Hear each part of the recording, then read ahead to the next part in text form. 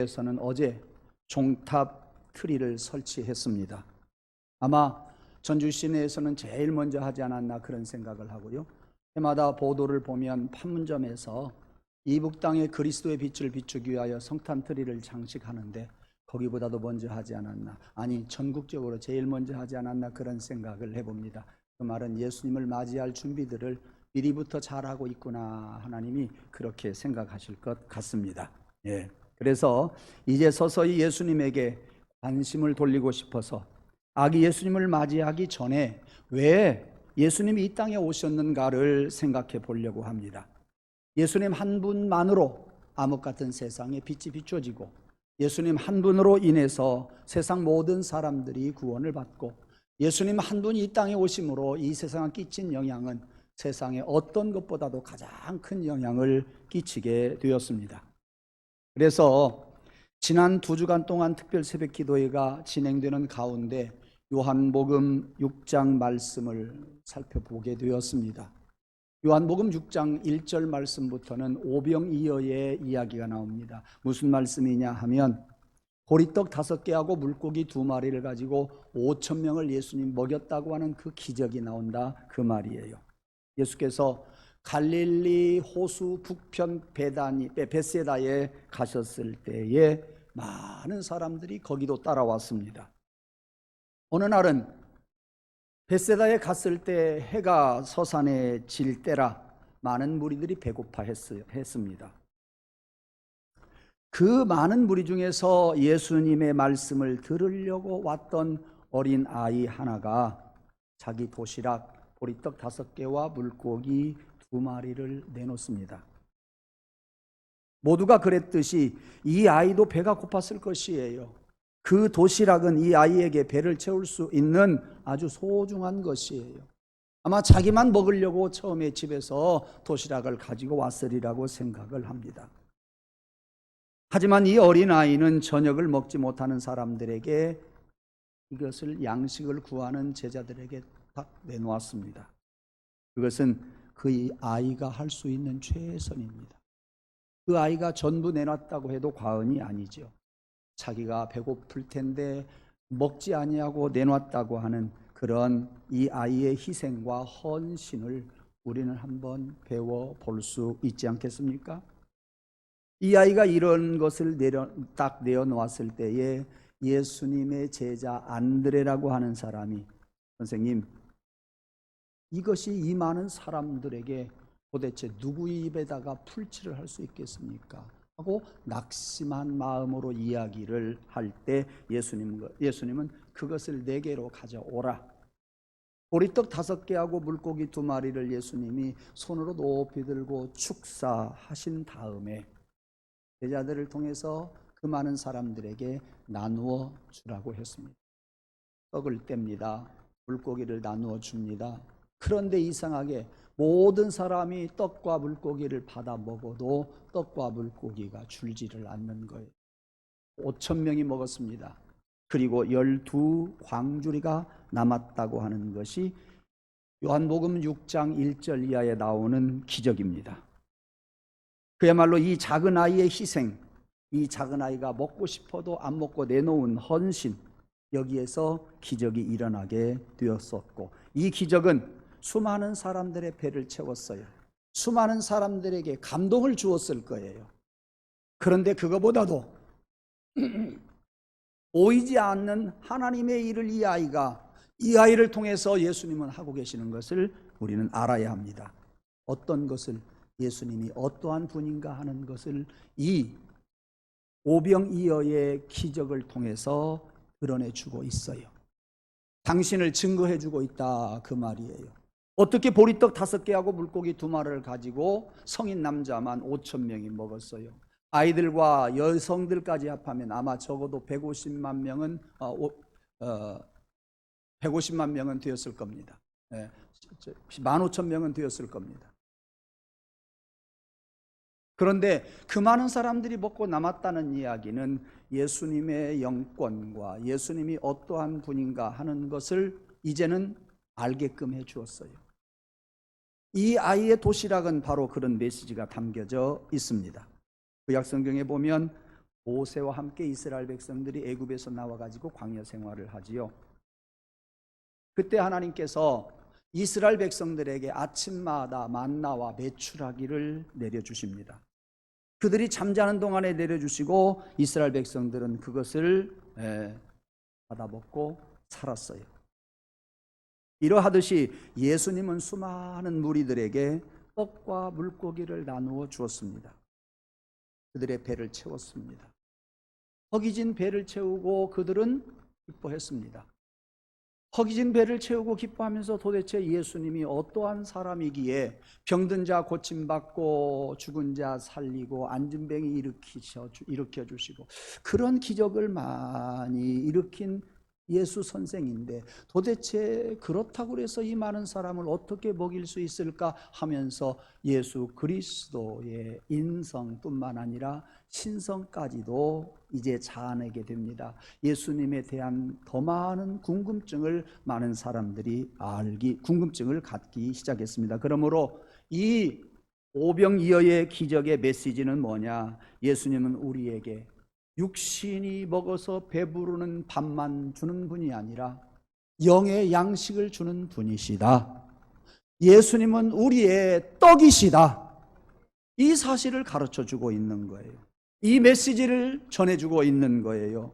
그러므로 이 메시지를 통해서 예수님은 나의 밥이다, 나의 양식이다, 나의 생명의 양식이다. 우리 예수님은 나에게 육신이 먹을 것만 주시는 분이 아니라 생명의 양식이다. 우리의 영이 살아나는 양식을 주시는 하나님이시라고 하는 것을 여러분들이 깨닫고 고백하고 감사하며 살아가기를 주님의 이름으로 부탁을 드립니다. 이렇듯 어린아이 한 사람이 행한 이 작은 일이 얼마나 중요한지 몰라요. 이와 같이 한 사람이 공동체에 끼치는 영향은 많이 있는 거예요. 이 작은 아이가 이렇게 큰 5천 명이나 되는 사람들이 음식을 먹고 남음이 있을 정도로 큰 일을 해내는 동기가 되었고 그들에게 기쁨을 주었고 예수 선생이 어떠한 분인가 하는 것들을 이제 의구심을 갖고 궁금하게 하는 그러한 일을 해냈어요. 아주 좋은 일이라고 생각을 합니다. 이렇게 좋은 영향력을 공동체에서 끼치는 사람이 있는가 하면 또 악영향을 끼치는 사람이 있습니다. 여러분들은 우리 주의 마음 공동체에서 좋은 영향 끼치시기를 바랍니다. 안 좋은 영향은 말하기가 조금 힘들겠어요. 이웃들에게 좋은 영향 끼쳐주세요. 성도들에게 좋은 영향 끼쳐주세요. 어디를 가든지 좋은 영향을 끼치는 자가 되어서 여러분이 공동체를 살리는 역할을 하시기를 바랍니다. 2013년도에 외교 전문 매체인 폴린 폴릿이라고 하는 책자가 있습니다. 거기에 보면 지구상에서 가장 영향력이 있는 이 500명을 딱 선정을 했는데 악영향을 끼친 사람 3사람을 이야기해 주고 있어요. 하나는 시리아 대통령 바사르 알 아스라고 하는 사람이요. 두 번째는 하마스의 지도자 칼레드 마샬이라고 하는 사람이요. 세 번째는 여러분들이 가끔 들을 수 있는 북녘당의 국방위원장 김정은 위원장입니다. 이 3사람이 이 땅에서 제일 지금 악영향을 끼치고 있다고 발표한 적이 있습니다. 그런 사람들을 생각해 보면 예수님이 하신 말씀이 생각나요. 이들은 차라리 태어나지 않았으면 더 좋았을 뻔했다 하는 말씀이지요. 사랑하는 성도 여러분, 여러분은 얼마나 많은 사람들에게 어떤 좋은 영향력을 지금 끼치고 살아가고 있습니까? 바라기는 이웃에게 좋은 영향을 끼치고 살고 지역사회에 좋은 영향을 끼치고 살고 그리고 가난한 사람들에게 좋은 영향을 끼치고 사시고 병든 자에게 여러분이 도움을 줄 만한 사람들에게 영향을 끼치고 살고 영향을 끼치겠다 해서 영향을 끼치는 것보다도 나도 모르게 좋은 영향을 줄 수 있는 우리의 태도, 우리의 삶이 우리의 언어가 되기를 간절히 원합니다. 그러기 위해서 우리는 예수님에게서 오늘 배울 것이 있습니다. 이제 예수님이 이 땅에 오실 텐데 그분이 왜 오셨는지, 그분이 오신 목적과 그분이 오셔서 어떤 일을 하셨고 그분 한 사람이 오심으로 말미암아 이 세상이 어떻게 변했는가 하는 것을 함께 생각해 보도록 하겠습니다. 우리 본문 앞에 가서 보면 마태복음 16장 16절에 베드로가 고백을 합니다. 주는 그리스도시요 살아계신 하나님의 아들이시니이다. 대고백이라고 이야기를 해요. 왜? 이 고백은 예수님의 인성과 신성, 예수님이 이 땅에 오신 목적과 예수님의 신분 등이 잘 함축된 여러 가지 의미들이 함축된 완벽한 신앙 고백이기 때문에 대고백이라고 이야기를 해요. 이런 신앙 고백을 들으신 예수님이 그런 신앙 고백 위에 교회를 세우리니 음부의 권세가 틈타지 못하리라 그랬습니다. 이런 신앙 고백 위에 예수님께서 교회를 세우셨다는 이야기입니다. 주는 그리스도시요 살아계신 하나님의 아들이시니이다. 함축된 예수 그리스도에게 마음에 딱 드는 고백을 한 베드로를 향해서 그는 말합니다. 네가 참으로 복이 있다. 이것을 너에게 알게 하신 이는 혈육이 아니라 하나님, 하늘에 계시는 하나님 아버지시니라 그랬습니다. 많이 생각해 보면 타락하고 거듭나지 못한 사람으로서는 이러한 복음의 진수를 깨달을 수가 없지요. 그런데 베드로에게 하나님께서 그 눈을 열어주신 거예요. 그 가슴을 열어주신 거예요. 그래서 그런 대고백을 할 수가 있었던 거예요. 예. 이런 영적인 능력을 하나님께서 그에게 주신 거예요. 그래서 그런 진리를 알게 되었다 그 말입니다. 그래서 오늘 본문 21절에 가서 보면 이때로부터라는 말씀이 나와요. 맨 처음 이때로부터라는 때는 어느 때냐? 베드로가 대고백을 하고 그 위에다가 예수님께서 교회를 세우신 이후부터 그 말이에요. 이제는 예수님께서 당신의 하실 일을 말해도 될 시기가 왔다고 하는 그런 베드로의 고백을 받았어요. 예수님이 받으셨어요. 다시 말합니다. 베드로가 예수님을 주는 그리스도시요 하나님의 아들이시라고 고백한 그 후에 예수님께서 교회를 세우시겠다고 약속하신 그 후에 두 번 반복했습니다. 그 후에 예수님이 무슨 말을 하시느냐 그 말이에요. 궁금하지요? 예수님이 무슨 말씀을 하시려고 그러느냐 그 말이에요. 네. 예수님이 이때로부터 당신이 할 수 있는 일을 이야기하기 시작을 합니다. 그 이야기가 뭐냐? 고난을 받으리라. 그 고난은 십자가의 죽음이고 죽었다가 3일 만에 부활하게 될 것이다. 처음으로 여기에서 예수님은 제자들에게 당신이 해야 할 일을 말씀하고 계시고 당신이 가야 할 길을 말씀하고 계시고 당신이 이 땅에 오신 목적을 지금 이야기하고 계시는 겁니다. 이 이야기를 들었던 베드로가 깜짝 놀랐어요. 그래서 22절에 보니까 항변하기를 뭐라고 이야기해요? 주여 그리하지 마옵소서. 이 일이 결코 주에게 미치지 아니하리이다. 절대 이런 일이 예수님 선생님에게 미쳐서는 안 됩니다. 내가 앞서서 틀어받겠습니다. 그래 하시면 아니 됩니다 하는 이야기예요. 사실 베드로의 심정을 우리가 이해하죠. 자기가 3년씩이나 따라다니면서 많은 이적들을 보았어요. 천국 복음을 들었어요. 그리고 많은 교훈을 배웠어요. 네. 그래서 오늘 베드로는 예수님에게 이야기하기를 주는 그리스도시요 살아계신 하나님의 아들이십니다라고 큰 고백을 하게 되었어요. 그런데 왜 오늘 본문에 나오는 것처럼 장로들과 대제사장들과 서기관들에게 많은 고난을 받고 죽어야만이 합니까? 이런 일이 있어서는 안 되지 않습니까? 이거예요. 선생님, 그들이 당신의 가는 길을 방해한다고 한다면, 당신이 그런 고난을 받도록 한다고 한다면 당신에게는 하나님의 아들이라고 하는 권세가 있지 않소? 그 권세를 가지고 그들을 물리쳐 주세요. 그들을 제거해 주세요. 그들의 생각을 없이 해 주세요. 예.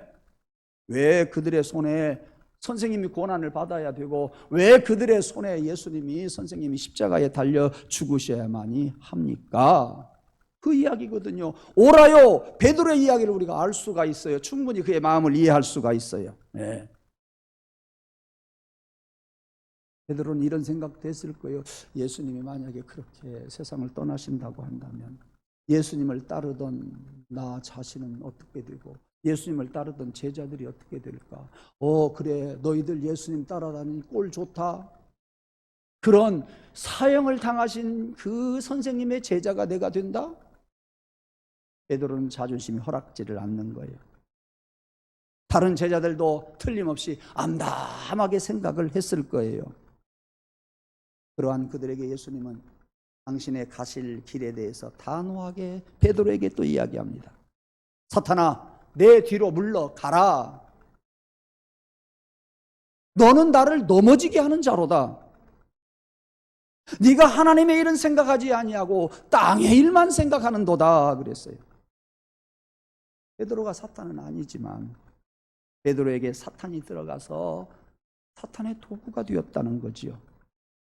그래서 예수님께서 하시는 일을 못하게 한다는 거지요.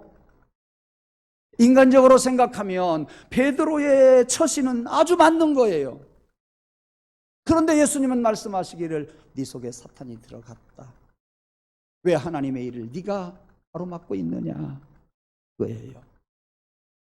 여기서 예수님은 베드로에게 주님 뜻을 거스르려고 하지 말아라. 주님의 뜻을 따라서 살아가는 내 제자가 되어다오. 내 제자로 돌아오라고 촉구하시는 내용이에요. 베드로의 이야기만이 아니에요. 우리의 이야기예요. 예수님이 베드로에게 하신 말씀을 여러분이 들을 수 있기를 원합니다. 여러분의 자리로 돌아오시기 원합니다. 예수님이 하시는 일을 여러분이 가로막지 말고, 여러분이 가로막으면 그것이 사탄의 역사일 수가 있단 말이요. 사탄에게 이용당하지 말고 사탄의 도구로 쓰임받지 말고 예수님 가신 길을 예수님의 제자로서 나도 가게 하옵소서. 하나님의 뜻일진데 나도 주님 따라가게 하옵소서라는 그러한 주님 따라가고자 하는 마음이 우리 속에 있어야 할 것입니다. 여러분, 예수님의 이 말씀이 이해가 되십니까? 우리도 베드로와 함께 예수님 그 자리에 있었다고 한다면 우리도 베드로처럼 이야기할 겁니다. 그렇게 이야기해야 옳을 겁니다. 왜? 예수님은 그리스도시요 하나님의 아들이시기 때문이에요. 그럼에도 불구하고 그런 권세가 있으신 분이 왜 굳이 십자가의 고난을 받으면서 돌아가셔야 하느냐 이야기예요. 아무리 생각해도 이해가 안 되기 때문에 그 길 가서는 안 됩니다. 선생님, 예수님 나의 구주시여 그 길로 가서는 안 됩니다. 우리도 그렇게 이야기할 겁니다. 예수님은 베드로가 사탄의 도구가 되어가지고 예수님을 넘어지게 하는 말이라고 이야기합니다. 하나님의 일을 생각하지 않는 지극히 인간적인 생각을 하신다고 말씀하십니다. 여러분, 그래도 이해가 안 되십니까? 왜 하나님의 아들로서 권세를 사용하지 않고 그냥 대적들에게 넘겨주려고 생각하고, 왜 대적들에게 넘어가려고 생각하고, 왜 죽임을 당하시려고 생각하십니까? 이런 것을 생각해 보면 요즘 아이들의 말로 그냥 모양 빠진 신세요. 네. 체면이 말이 아니다 그 말이에요. 예수님의 체면이 말이 아니요. 그런데 베드로는요, 자기 체면도 생각하는 것 같아요. 제자들의 체면도 생각하는 것 같아요. 네. 왜 그런 이야기예요? 여러분이 내 체면도 그러지 않냐 이런 생각을 할까봐, 내 체면 때문에 우리가 주의 일을 못하고 내 체면 때문에 주님이 희생을 시키는 여러분이지 않느냐 그런 말씀입니다. 그것은 베드로의 철저한 오해였습니다. 또 그러한 생각은 우리의 어리석음입니다. 어쩌면 그런 생각은 인간 예수님을 왕으로 삼아서 자기 자신의 욕구를 충족시키려고 하는 그 사람들과 우리도 그렇게 생각한다면 우리도 똑같은 사람이다 그런 이야기예요. 잘 들으시지요? 예수님께서 당신이 당해야 할 십자가 사건, 죽음을 두고서 하시는 말씀이 이 일이 하나님의 일이다. 하늘의 일이다. 이 일이 하늘의 일이다. 내가 십자가에 달려 죽어야 할 일이 하나님의 일이다. 이렇게 말씀하시는 거예요. 왜? 그 길만이 구원의 길이기 때문입니다. 이것이 하나님의 뜻이요 하늘의 일이란 말이에요. 예수 그리스도 외에 구원받을 길이 아무것도 없다 그 말이에요. 여러분들 재물 가지고 우리가 구원받을 수 있어요? 권력 가지고 구원받을 수 있어요? 의술이 좋다고 구원받을 수 있어요? 아니잖아요. 많이 한다고 구원받을 수 있느냐? 그것이 아니에요. 구원의 길은 오직 주님이 십자가에 달려 죽으시는 길이에요. 이것 때문에 주님이 오셨다고 하는, 예수님이 오신 목적이라는 거예요. 예수님은 그러한 하나님이신데 인간의 몸을 입고 오셨다는 거예요. 하나님과 본체였지만 인간으로 오셨다 그 말씀이에요. 하나님과 동등 되신 분인데 그 길만이 유일한 구원의 길이기 때문에 우리를 구하시기 위해서 하나님이 예수님을 보내셨고 우리가 그 예수님을 믿는 거예요. 그 예수님이 십자가 지고 가신다고 해도 놓아드려야 돼요. 그리고 나도 주님 따라가야 돼요. 그래야 내가 구원의 길을 얻을 수 있다는 이야기입니다. 할렐루야. 여러분이 여러분의 그 신앙을 다시 한번 다지시기를 원합니다. 오로지 예수님은 그 목적 때문에 이 세상에 왔고 우리를 구하시기 위해서 오셨는데 우리 사람들에게 배신을 당하고 십자가에 달려 죽으신 거예요. 예수님은 그것을 잘 알고 계시는 거예요. 그래서 그 길을 가시려고 하는 예수님이 베드로가 틀어막자 너는 하늘의 일을 모르는도다. 네가 왜 사탄의 앞잡이 노릇을 하려고 하느냐? 그렇게 이야기하신 거예요. 여러분 이제 여러분 생각을 내려놓을 수 있지요. 왜 예수님이 그렇게 해야 되느냐? 예수님이 능력이 없느냐? 그런 생각 안 해도 되지요. 그것 때문에 오셨기 때문에 우리는 예수님이 가신 길을 도와드리고 우리 또한 그 길로 가야 합니다. 네. 그래서 예수님께서 로마서를 통해서 하시는 말씀, 하나님께서 우리에게 주시는 말씀, 한 사람 아담으로 말미암아 죄가 세상에 들어왔고 죄로 말미암아 사망에 이르게 되었다. 하지만 하나님의 계획 속에서 예수님이 오셨기에 예수님 그분 한 분으로 인하여 모든 인류의 죄가 사함을 받고 모든 사람들이 영생을 얻게 되었다. 로마서 5장 12절 말씀은 그러한 말씀입니다. 중요한 말씀이에요.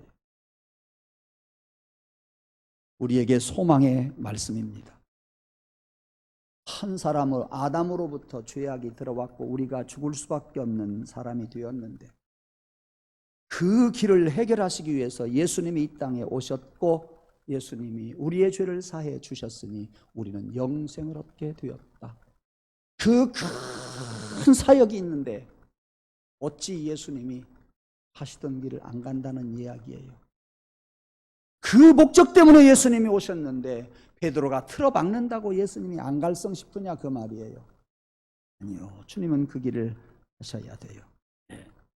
이렇게 인간들이 구원받을 방법은 하나님의 아들이 육신을 입고 이 땅에 오셔서 죄 없는 예수님이 많은 인간들을 대신해서 피 흘려 십자가에 죽으시는 길밖에 없었습니다. 다른 것으로서는 죄인들을 구원할 길이 하나도 없었습니다. 십자가 외에 다른 방법이 없기 때문이었습니다. 그래서 예수님은 십자가가 어떤 것인지 알면서도 십자가를 지시겠다 이렇게 말씀하셨습니다.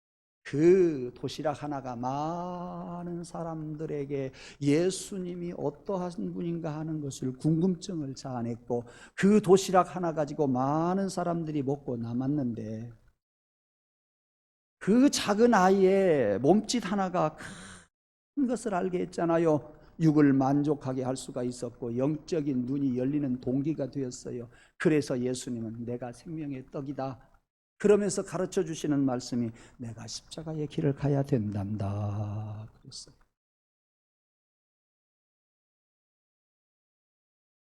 그래서 예수님은 제자들에게 누구든지 나를 따라오려거든 자기를 부인해라. 나를 따라오려거든 자기를 부인해라.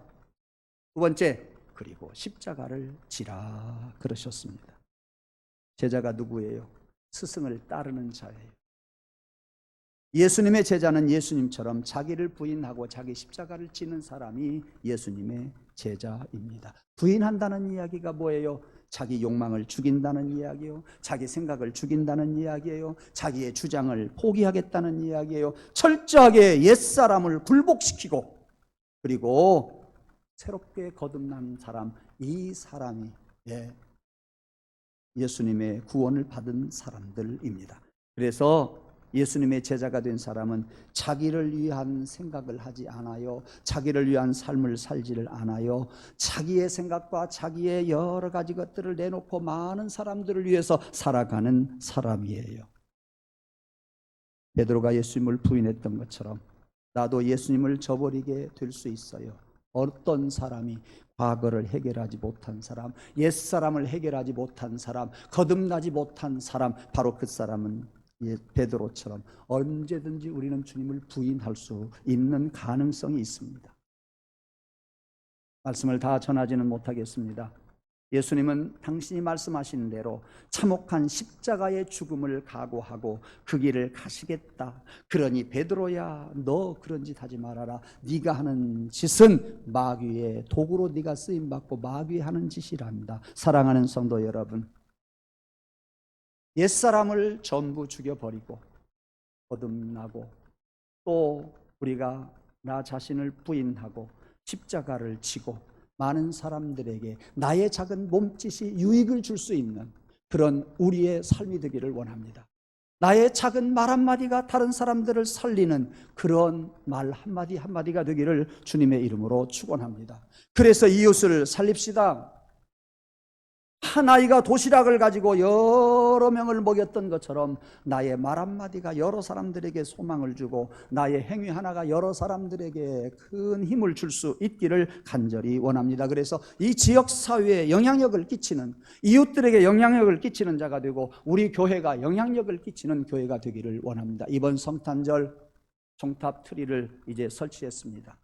저곳에서 밤마다 반짝반짝 빛나는 예수 그리스도의 복음이 세상 사람들에게 전해지기를 원합니다. 나는 십자가의 길을 간다고 하는 사실이 세상 사람들에게 전해질 때 많은 사람들은 예수님의 진가를 알게 될 것이고 그러한 예수님을 따라다니는 우리 성도들을 바라보고 성도들이 희생하면서 많은 영향을 주는 우리들을 바라보면서 많은 사람들은 우리 제단에 찾아오게 될 줄로 믿습니다. 기도하겠습니다.